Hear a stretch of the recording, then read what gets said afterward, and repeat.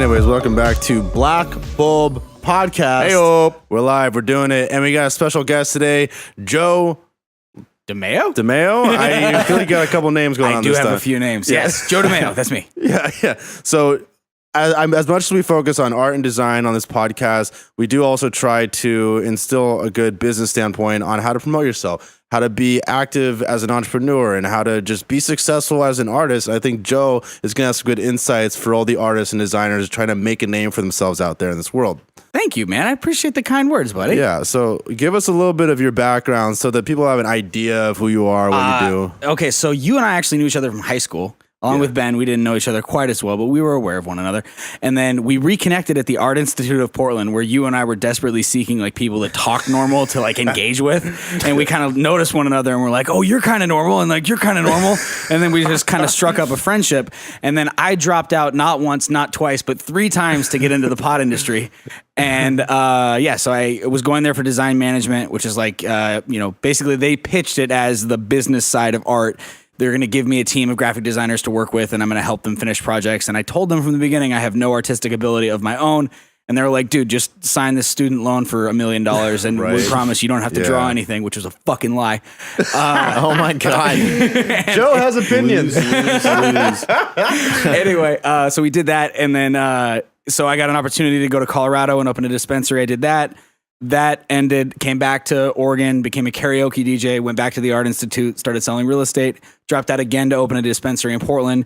And then after that dispensary sold, I went back to the Art Institute and realized that I was just never going to finish doing that side of it because I was already doing what I was kind of there to learn how to do. I just didn't have the piece of paper that said I could do it. And then I became a cannabis consultant, and now I work for people that are trying to do business development, and I also run dispensaries. So that's kind of how it all happened, and that's how you and I came into one another's orbit. Was at one of the times I was not selling pot and working at the Art Institute. Going to the Art Institute. Yeah, and you also do comedy, speaking of art, and you also have the My West Coast Buds podcast that we do together. Oh, that's true. So you're a very busy person. I am. I try to be. Yeah, and you're just constantly involved with creative people in one way or another, but also involved with just putting projects together and seeing them through and making sure that they happen to some extent. I love that stuff. I didn't realize that was actually a job for the longest time. It is. That's called being a producer, really. I didn't realize that was a thing. I was, like Italian background, like me telling other people to work was just me skirting responsibility. Right. And not actually wanting to do the work. And then as I got older, I was like, oh no, people kind of need this. So, it for sure. It turned into a thing. Yeah. If you do it in a professional way, it's a job. Yeah. Yeah. It's funny, we've done countless hours of podcasting at this table, and I'm just like, now that there's cameras on, I'm all like nervous and shit. You forget they're there. I'm trying to. It's like the mics. It's like the mics when we're shooting the shit, and then we just completely forget what's going on. But anyways, so how long have you been thinking? Like, how long have you been telling people what to do? And starting projects is really what I meant to say. I'd say actively doing it for about the last 4 to 5 years. I mean, I would do that same job, starting at the age of like 18. But I was always subordinate to another person who more or less was just there because I didn't think I could do it on my own. Not that they really brought anything to the table for the most part. I had some really good mentors and people that I worked with, kind of learning how to be in charge of projects. But, after the age of like maybe 21, it was really kind of doing it on my own, but there was always someone else there. And then in the last 5 years, it's kind of been more or less, me reaching out to people that I actually enjoy working with and then trying to help them with their projects. So a lot of what you do is still sales. Like, at what point do you realize that you're a salesman and therefore you can be a producer? Just now? It's tough because I feel like most of life is kind of sales. Like, if you're trying to make it, you're always kind of selling. Like, I find a lot of clients in the most random places. You have to be able to turn it on, and you got to be able to know your pitch. Yeah, and you do the same thing. I feel like you're always on. Well, so for me, I've never started a single project that didn't start from the sale. So like a lot of people, I think, start projects with the idea of wanting to do something. I have no desire to do anything unless I know where it's going to get sold. Like so the motivation, it's not that it's money motivated, but it starts with, it doesn't even have to necessarily be a sale, or like a problem, I'm saying it doesn't have to be a sale. It could just be a problem, but any idea that I have comes from a place of someone wants this. how do I make that happen? It's purpose oriented, Exactly. not monetary oriented. Exact. Thank you. But if I don't get any joy out of a project for the sake of a project. If it's just something that might be whatever, if there's not an end game or a goal or like, some direction for it, then I'll go out and drink with my friends or play video games if I'm just going to do something for pure novelty. You know what I'm saying? Yeah. So that's kind of the angle I take, I guess. This is a conundrum, I think, for artists, because artists are so driven on completing it for their message or the process, and they enjoy like the creation. Yeah. Whereas you're on the flip side, and you want it to happen later down the road. You want something to happen with it. Exactly. But they are the artists, and I think, like I said, this is where they get hung up. They like the process of it. Well, so I mean, that. people always talk about the idea of like a tortured artist, right? You hear that kind of Yeah. idea, like I need to get this out, or like there's this passion for what they're creating. That's awesome because long story short of it, but I had to make a conscious effort a couple years ago to start doing anything for the sake of doing it. Like I've never had anything that I've done, whether like when I was playing baseball and it was misguided and it was never going to happen, but I thought I was going to get a scholarship to play baseball. Everything that I've ever done has been conclusion or like goal oriented. Like there's something at the end of it. So I had to consciously learn to actually just do stuff for the sake of doing it. And I have to make a conscious effort to not try and turn them into some kind of monetary project or some kind of project that has an end date. Even when I was like a year ago when I was trying to lose weight, I had to turn it into a thing with you where we were trying to raise money for Planned Parenthood, and I ended up getting my belly button pierced. I can't do anything for just the sake of doing it. And so I had to make a conscious effort to do that stuff. So, I mean, yeah, artists, I guess I can see it being difficult from the other side of it, but I would say enjoy the fact that you have something you like doing for just the sake of doing it. I mean, there's a blessing in there somewhere. Dude, I think that's just your competitive nature.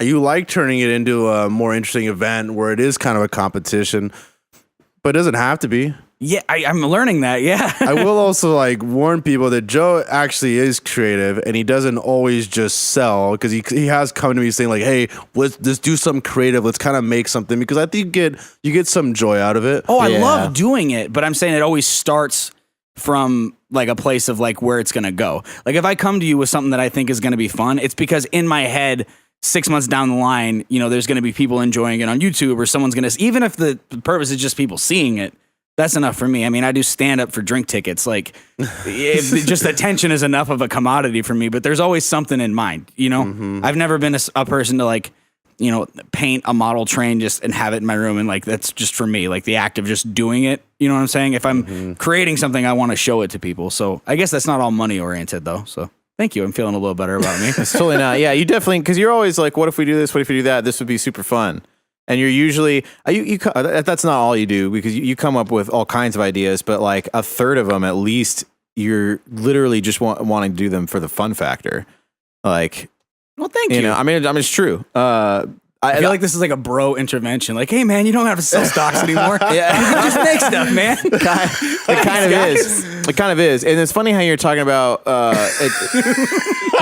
It kind of is intervention. This is a really pleasant intervention. No one's crying, and I think we could still have liquor. So this We didn't have to bring a big sign or anything. We just gotta talk to you. He's just destroying himself with projects. Intervention.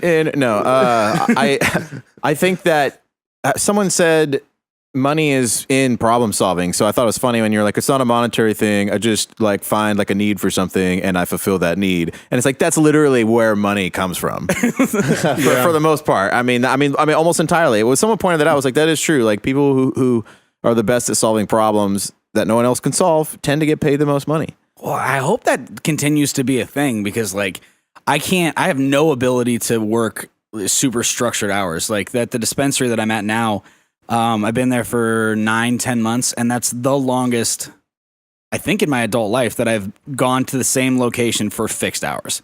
Like you've known me for a long time, so I'm always putting in 50-60 hour weeks, but it's sporadic, and that doesn't feel like 50 hours a week to me, because I can stop for 2 hours in the middle and get lunch, or I could pick up my dry cleaning or whatever it is. But being in a location for that much time in a row is a muscle that I have not worked out, along with several other literal muscles. But my point is, like, I hope that continues to be a thing. Like, if that really is something that people need, that's great news. I also saw TED Talks where this guy was talking about how people who work in like kind of traditional job, like business jobs or tech jobs or whatever, project oriented jobs do better, which running a business would totally qualify because it's just project after project after project. They all do better without a schedule. All of them. Yeah. Yeah. Like they need to just, as long as the work is important to them and they actually care about finishing it, they'll do a better job and do a quicker job when they can form their own schedule. So that just kind of works around their life. Well, that's good to know that there's other people out there that share that feeling. Yeah, no, it's really common for project oriented work. I much prefer project oriented work because you can see what you've done. You can see what you've done and you can devote yourself to it completely. And it's dynamic as well. Yeah, so you can say for the next 6 weeks I have this specific focus. I prefer that as opposed to just that daily grind, like daily grind, and then you got to find something else to keep your mind occupied. Yeah, because you can't. I remember like month 5 of working at the shop, and I love working at the store. Like it is a passion of mine. I bitch about it, but I bitch about everything. But like in little bits and pieces, it just becomes the norm. You know what I'm saying? That's just human nature to do. But I remember jokingly, I was on my way to work. It was like the 40th day in a row I hadn't had a day off, and I put on the 9 Inch Nails song. Every day is exactly the same. Like thinking hilarious. Like every day is exactly the same. Like thinking just like I would have like a little gallows laugh to myself, and it fucked me out for like a week. Like I couldn't. I'm just not built for that style of work. Joe also installed a doorbell that said played Highway to the Danger Zone by Kenny Loggins anytime someone came in. Yeah. And it quote unquote broke. Like right before I started working there, and it was the saddest news I'd ever heard in my life. I was like, what? There was a fucking Highway to the Danger Zone doorbell? Oh, man. That's fun. the funniest thing I've ever heard in my life. Because the staff would be in the back and they wouldn't know when people walked in the front door. So I wasn't just going to have a doorbell. I was like, fucking Danger Zone. Like, let's do it. Yeah. And my plan, I was going to keep rotating it, like do like other Archer lines. Lana! Like just whatever. But no, someone broke it, or it broke. Fucking Dale. Oh god. So I heard you mention that you were in like a repetitive daily routine. Yeah. But some people might argue that's good. Like you have figured out a very effective daily routine. Was yours effective, or why did you get sick of it? You mean the one that I'm in now, or like? Are you? Yeah. The one I'm in now is just out of necessity. I mean, there's like a fixed amount of things that have to get done, and it's like not by choice. Yeah, and the way a store is like a needy girlfriend. I mean, you got to check on it every single day. I mean, and it will throw a fit if it needs attention. Like, I mean, or needy boyfriend. I've been a needy boyfriend. Everyone's had their moments, so not to be gender specific, but by necessity. Yeah, how dare I? But I mean, that was just out of necessity. Like, I mean, routines that work best for me are, like I said, like 6 to 8 weeks at a time. I like to be able to say like, okay, this is the like any project you and I have done together. I'm like, hey, let's meet up on Saturday and stay here for 10 hours. And like, that's how I want to do it. And then I want to move on to the next thing. So that's kind of like, I guess, the method to the madness. Yeah. How would you feel that people like starting out who might know what they want to do, but haven't quite figured out how to turn into a business? Like, what should they be doing? I think you should make sure that you actually want to turn it into a business first. I think that that's important. I've made the mistake a few times of taking stuff that I was really, really passionate about and kind of beating that passion out of me. Yeah. Growing pot was the first one. So again, all or nothing with like the way I do everything. I was growing starting at the age of 18 or just shy of 18, right in that ballpark. Loved it. It was a hobby. I got really good at it. I would go and there would be 4 cannabis magazines that would come out every month. I would show up like at Borders and buy them like on the first of the month, and I would read through them within like a day, and then I'd just be itching for more information on cannabis. And we didn't have like the amount of internet stuff in 2007 when I was doing this that we have now. So all the content I could get for cannabis, I would absorb immediately. And I was just excited to play music for plants and do this stuff to like grow the best weed. And I don't even smoke that much weed. It was just a thing I was obsessed with. And then, cut to 24 months later, I'm in Colorado and I'm in a grow room with 170 lights, bringing down 30 plus pounds every month with one person helping me, doing it all by hand. And, after 18 months of that, like the idea of I never want to grow pot again. I think I do. But, so make sure that if you do it, you have a plan to make it sustainable. If you can't get the amount of money you think you need to make the project a business, don't do it. Because what'll end up happening is you will work yourself to death to make this project because I've done this multiple times. You'll go in, you need $400,000. You'll get 2. then what you end up doing is making up the difference yourself if you actually want to make it, because someone was still nice enough to give you 200 grand. It's not there, in your head, you're still grateful for it. But in actuality, you should have just said, no, I guess this isn't enough to get it done, because you'll end up working for free and you'll end up beating the passion out of yourself. But if you really do want to do it and you have the proper funding, think of the things that you are good at and make sure that's what you're actually doing now that your passion is a business. So I liked growing pot. I was really good at that part of it. But then it turned into hiring a staff, and then it turned into dealing with county regulations because the grow was going to get shut down, and then also going out and trying to sell it to dispensaries. And so I didn't sign up for any of those three things. I signed up to grow pot in my little room and do the thing. So make sure that the partners that you bring on know the role that you intend to fill. I think those would be my biggest pieces of advice. Funding investors, there's a lot of pros and cons to this idea. How so? I want you to tell me some of them. Oh, I know there's a lot out there, but okay. So if you have for me, if any business that I want to be a part of, if you think you can start any business for less than $200,000 to $300,000, either a lot of you are working crazy passionately and you're all working for free and you have some savings together, and that can work. You hear about the startups from the 90s in the tech world that were, people sleeping at the office and whatever. Cool. That's all passion. And if it works out, that's great. Go for it. But more often than not, it's a couple $100,000. And if I have $300,000 liquid in my bank account, I'm traveling for a year. I'm not putting it into a business. That's just me.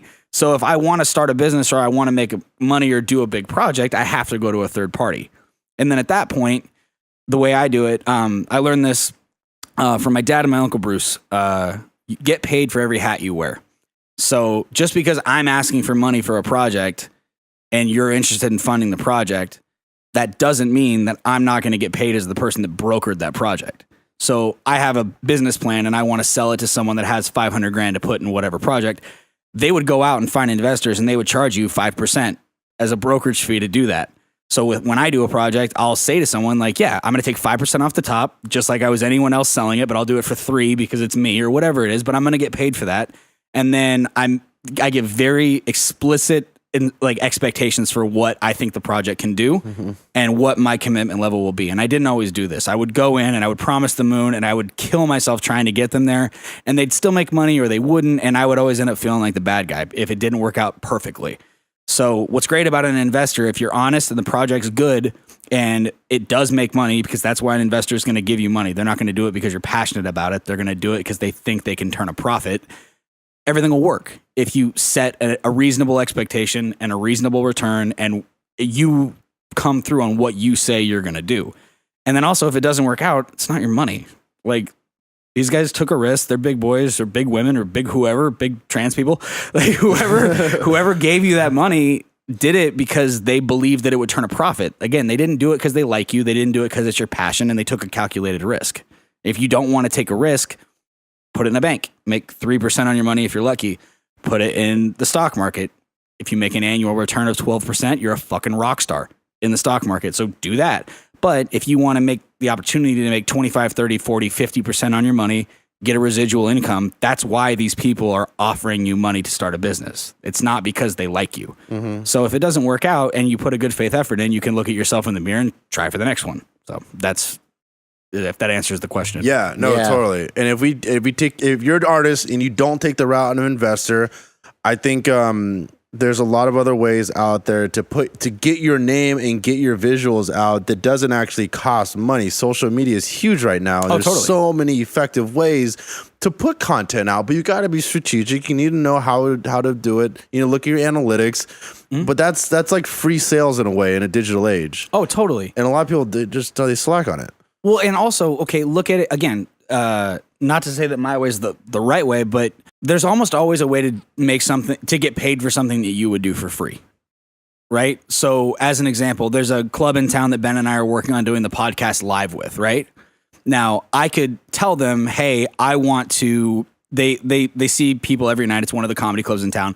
They have a video that they play before every show, 300 people per show, captive audience, whether they're drunk captive, but they're there. They can't leave. and the upcoming events, right? So if I do a weekly show with them, obviously I'm going to be on that video for the duration of the month or for as long as my show's there. And if the show is called My West Coast Buds, which is the podcast that Ben and I do together, they're hearing My West Coast Buds, 300 people before every show every night. And 2 shows a night, that's 600 people. And now I'm going to do that live show there. They have incentive to make sure that it gets full because they don't make any money if they don't sell any tickets. Every one of these people is seeing my name, they're seeing my brand, and they're seeing my content. And I have a third party who, to benefit themselves, is promoting me, as opposed to going to them and saying, hey, you guys, what would it cost me each month to get on that video so these people see me every month? Come at it from the angle of, how can I put you in a position, because people are selfish by nature, especially in business, how can I put you in a position where you helping yourself helps me? If I can make deals like that, that's the only kind I like to make. Unfortunately, they're rare, but that's what I always try and do. So if you're an artist and you are a visual artist and you like a podcast, as an example, doing the photos and stuff for each one of these episodes is a pain. You know what I'm saying? It's just an additional thing. I got into podcasting because I like to talk to people, and you know better than anyone, I'm not a great visual artist. You could go to one of those people and say, hey, I'm going to do your artwork for the next 10 episodes, but I want you to plug my art thing in front of your podcast. Yeah. And now these people are like, oh yeah, this is a total thing that I would have done anyway. It's not costing me any money. And now your name is out there with someone that you care about. And you've effectively created, cross branding with something that you're passionate about. So I recommend looking for stuff like that before you start just handing people money. Right. You take a very awareness oriented approach to your advertising or marketing. And I feel like I always take a more educational approach, but they both work together. People need to at least lay eyes on the name of you or your brand or what your message is. Mm-hmm. And then I believe you got to educate them and get them to trust you and to be like, oh, damn, they do know what they're talking about. They are reputable. And then that's when you get them as a client. Yeah. Yeah, totally. I think that comes from a weird, I can't fake it. So the reason I come at from awareness is you've seen me try and fake stuff in the past, and not in a malicious way, just in an insecure way or whatever. So the only reason that I go through the trouble of doing things the way I do them is because there's a lot of extra headaches and just having to rely solely on yourself or your partners or whatever it is that I can present myself as this. I'm a crass dude that is going to show up and make you money in this field or help you finish X project, and we're going to get it done in this way. And it's so surface value with how I behave and what I bring to the table that I don't want to educate people. It's if they're looking at it, they're getting the whole picture. There's not a lot behind the veil with what I bring to the table with people. I'm pretty much an open book. I think that's part of the reason I go with just awareness. Hey, look at me. And if people like it, they like it. I guess it's kind of that. Yeah. I guess it depends on what you're actually offering. We have definitely learned that just putting your name out in front of mass amounts of people can be more expensive than is worth. Yeah, especially, and there's so many different ways to do it, and there's some are way more expensive than others for what you're getting. Mm-hmm. But you will catch a fish. So yeah, it will work. Oh, totally. I thought you meant just with me personally, with. Oh no, just advertising in general. Oh yeah. Get on a bridge and yelling your message to people. It's you might annoy 90% of them, but there will be a couple that will bite. I didn't realize that was my advertising method. Well, no, I don't think that's what Alex is saying. No, okay, yeah. There's a couple ways to do it. You do it education oriented, and you do it. What were we saying? More awareness oriented, and I feel if I get someone to pay me to do something or agree with me on a business side, it's just because I just deliver. It's the only way I can hook someone is to deliver, and if the product is exactly what they want, it's okay, now I got them. Just show them I can do it. But I don't know. That's another way. Strategies, you got to kind of have that trifecta going. You do really for sure, because you at least have to. How did you get it done in the first place? You probably had to at least get some help or pitch something. But Ben and I have experienced some artists are they really slack on one of those areas. And artists usually their downfall. Artists are often slackers, and that is the downfall. But then again, I think we're hitting a kind of a turning point in humanity where art needs to be more than art a lot of the time. Like you were saying that it pretty much all needs to have a story. And that's purpose, yeah. Yeah, well, yeah, that's what I'm saying. Like a purpose now. Like people don't. It's very rare that people make, because every time someone likes a piece of art now, they always have a reason.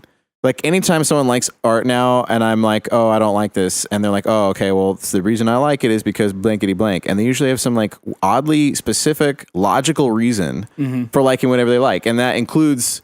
Like everyone sitting at this table has said something like that at some point. Well, I mean, that like. just comes with access to information too. Right, because we're in the information age now. Yeah, But I mean- and that's but Well, think about it. Like, imagine, like, okay, just to use a like, it's 1910. Like, why do you like that? It's like I've never seen a picture of a monkey before. Now I know what a monkey looks like. Like, you see what I'm saying? Like, that's part. Like, that was enough. I guess so. You I know? guess so. Yeah. Like, that was literally like the it's a monkey. Like, have you seen a monkey? Like, there were people that hadn't.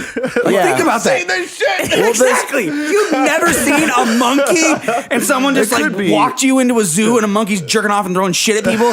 That is hysterical. I would piss my knickers. So we've like seen everything at this point. Yeah, kind of. exactly. So you gotta have a reason it's to like true. it. Yeah, no, that makes a lot of sense. It does blow my mind how much effort people put into explaining why they don't like it. It's like, why don't they Dude, just yeah, when let people it hate pass? when people hate on something so much, Yeah.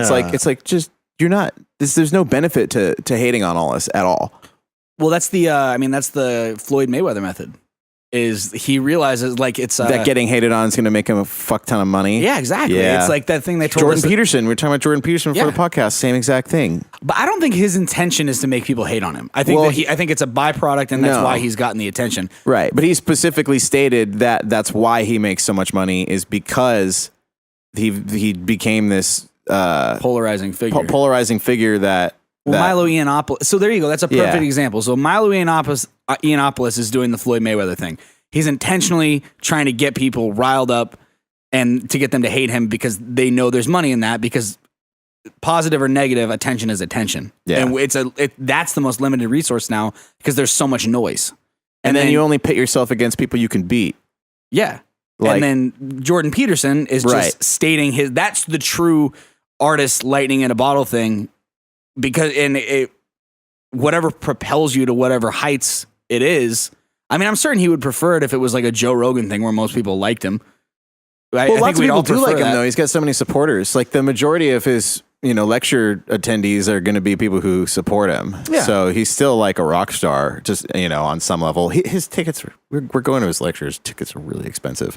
Probably Yeah, it shouldn't was say like- that on air. $35 to $100, something like that, and they got up to like if you wanted the VIP meet and greet, it was like $250 or $300, something like that. It was pretty expensive. See, I Yeah. felt like Fleetwood Mac was too expensive. Dude, I know, right? Like Jordan Peterson Speaking is next. charging more than Fleetwood Mac already just to come listen to him talk for the same amount of time that Fleetwood Mac would play. Yeah, but Jordan Peterson is in his prime. And he has zero He is, expenses. he is. Like Fleetwood Mac is paying like $30,000 in a concert just to play. Well, so like not like I have any musical talent, but like if I had musical talent and had comedic talent, I would still lean to comedy because I don't have to deal with musicians.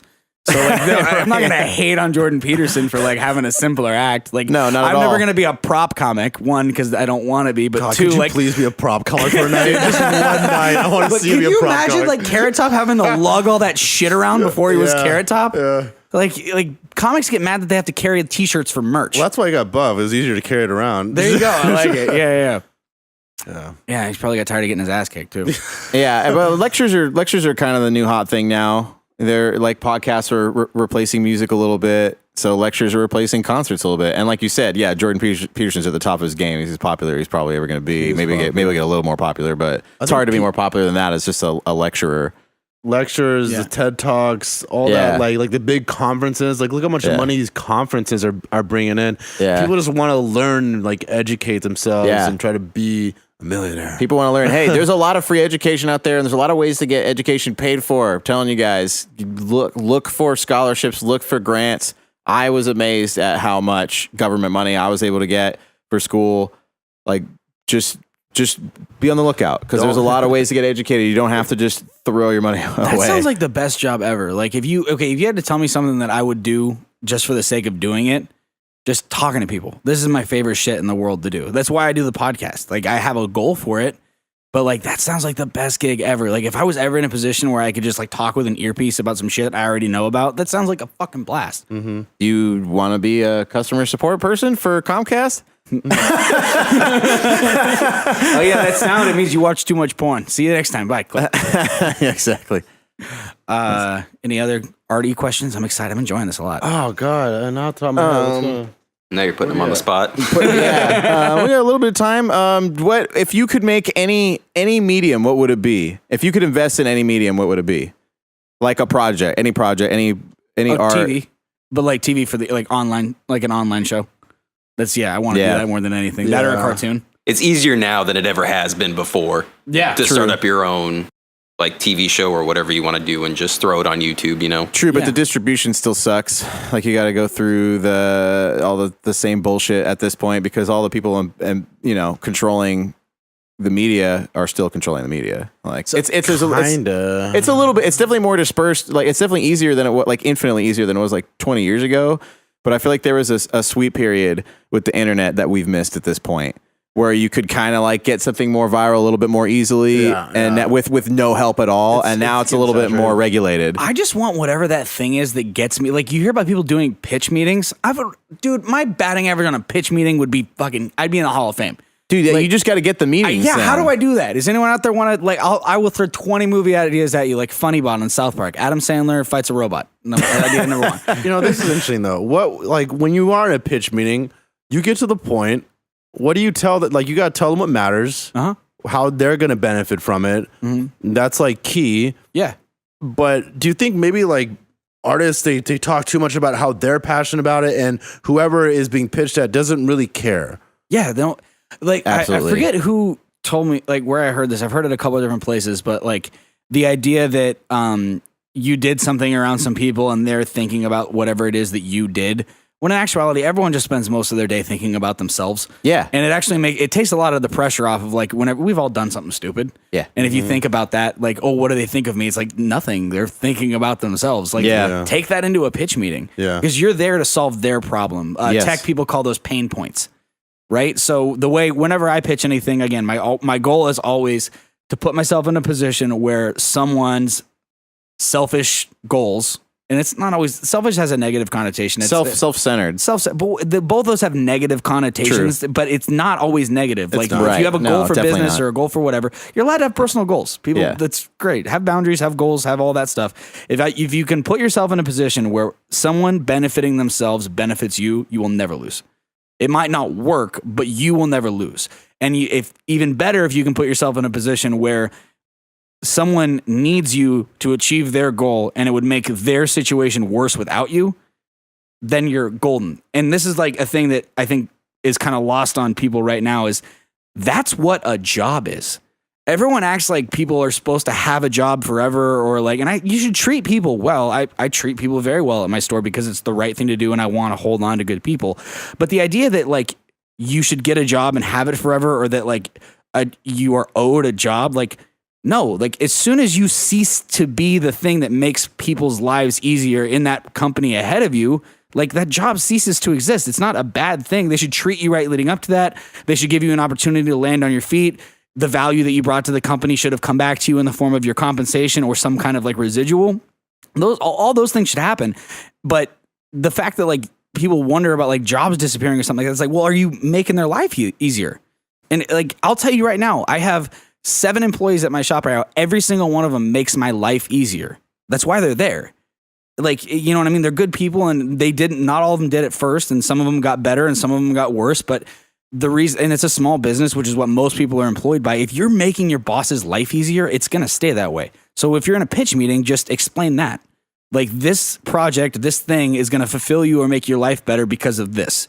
And then just stop talking and let them fill in the gaps and answer the questions and it'll happen. Stop talking. People, they go past the close. Oh my God. So far. And then they start being annoying. Yeah. Have you ever like been out drinking and thought, man, I think this girl likes me, and then you go home alone and jerk off? You sold past the close. That's such a good analogy. If you have that thought, if at any point you're like, I think she likes me, stop talking. I never heed my own advice, but it's real good advice. It's good. It is true. And with that, I think we will wrap it up because those are perfect words to end on. Wrap it up. Thank you guys for having me. Thank you so much, Joe, for coming on. Make sure to check out My West Coast Buds, our podcast. Yeah, please check us out. If you live in Tigard, go check out Cola Cove. And Joe's got like 883 other projects that we're not going to mention on here. So, if what else, do you want to plug anything else? No, just, check out My West Coast Buds on iTunes, Stitcher, all the good stuff. And then keep a lookout for Orchestral Comedy. That's a live show that Ben and I are going to be doing at the end of the summer in Portland.